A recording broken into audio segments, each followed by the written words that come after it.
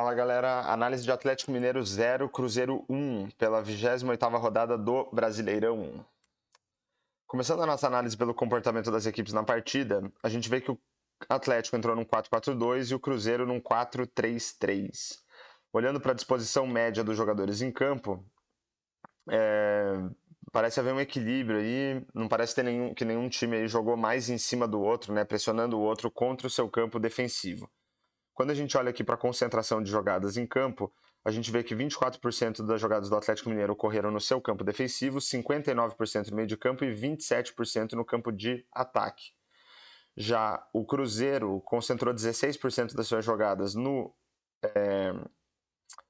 seu campo defensivo, 49% no meio de campo e 35% no campo ofensivo.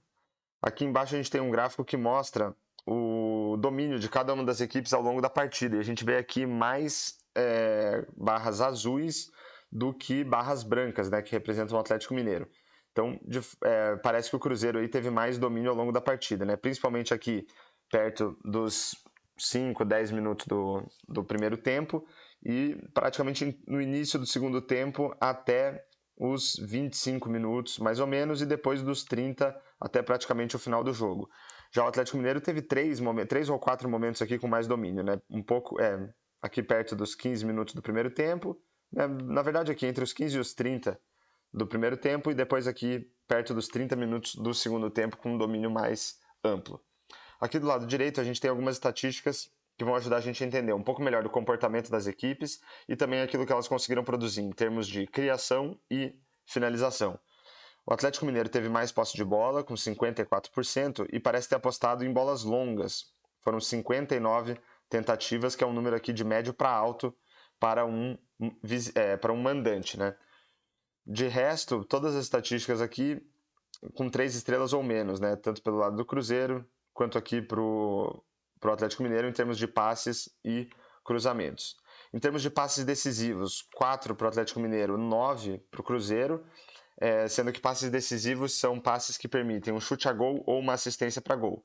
Em termos de expectativa de assistências, 0,22 para o Atlético, 0,77 para o Cruzeiro.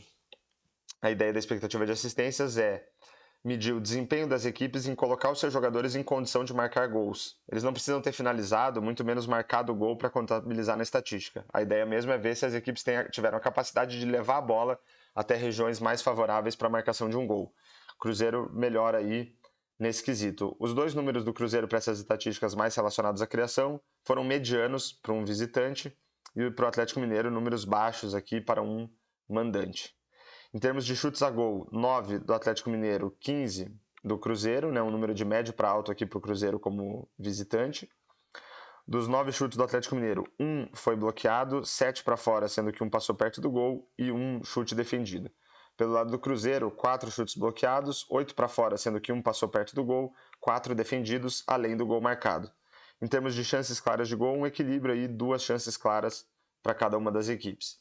Mas só olhar para a quantidade de chutes não diz muito para a gente sobre a qualidade das oportunidades criadas e nem dos chutes propriamente ditos. Então, para isso, a gente tem a expectativa de gols, que mede a qualidade das oportunidades, e a expectativa de gols pós-chute, que considera também a qualidade dos chutes em si. Então, pelas oportunidades criadas, a expectativa era que o Atlético Mineiro marcasse 0,64 gols e o Cruzeiro 0,92.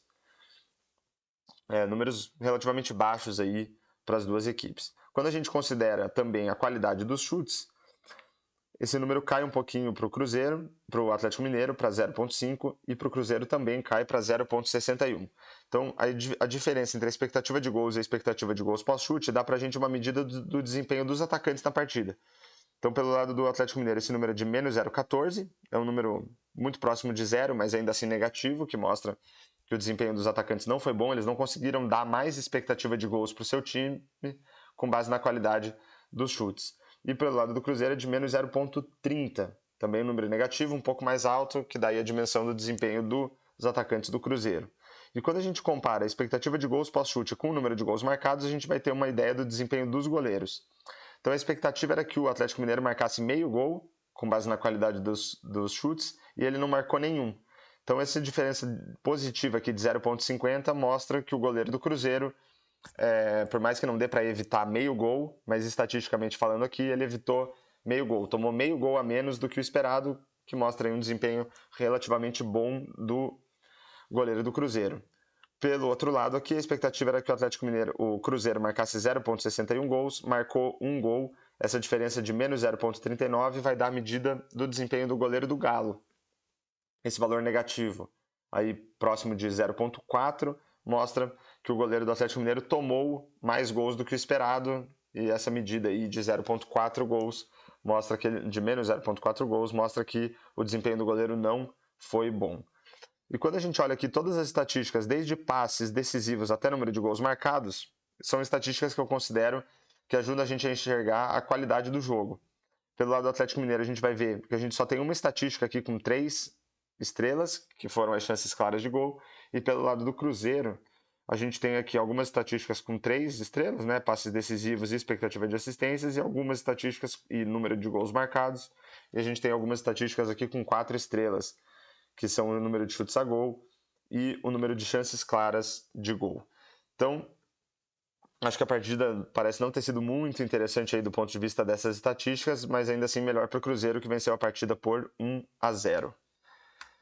Então fechamos aí mais uma análise de Atlético Mineiro 0, Cruzeiro 1. Espero que vocês tenham gostado da análise. Fica aí o pedido para vocês se inscreverem no canal, deixar um comentário e um like e compartilhar o vídeo para o YouTube divulgar mais esta análise. E falou!